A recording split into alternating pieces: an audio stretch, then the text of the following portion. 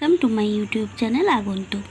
আজকে চলে এসেছি তড়িৎযোজী যৌগ ও সমযোজী যৌগের পার্থক্য লেখো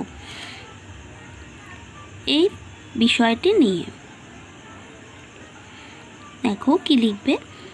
একে লিখবে তড়িৎযোজী যৌগ বিপরীতধর্মী আয়নের সমবায়ে গঠিত হয়।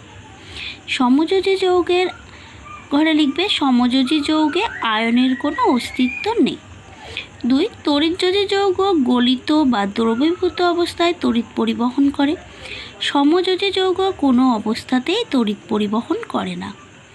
তড়িৎযোজী যৌগ সাধারণত জলে দ্রাব্য, জৈব দ্রাবকে অদ্রাব্য।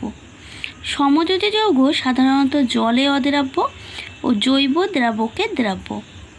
তড়িৎযোজী যৌগের গলনাঙ্ক ও স্ফুটনাঙ্ক সাধারণত বেশি। সমযোজী যৌগের গলনাঙ্ক স্ফুটনাঙ্ক কম। তড়িৎযোজী যৌগ দ্রুত রাসায়নিক বিক্রিয়া ঘটে আর সমযোজী যৌগে ধীরে ধীরে রাসায়নিক বিক্রিয়া ঘটে।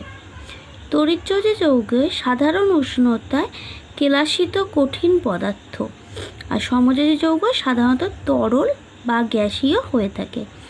তড়িৎযোজী বন্ধন দৃঢ় নয় এবং বন্ধনের নির্দিষ্ট অভিমুখ থাকে না। সমযোজী বন্ধন দৃঢ় এবং বন্ধনের নির্দিষ্ট অভিমুখ আছে। এই টোটাল 7টা পয়েন্টস লিখতে হবে।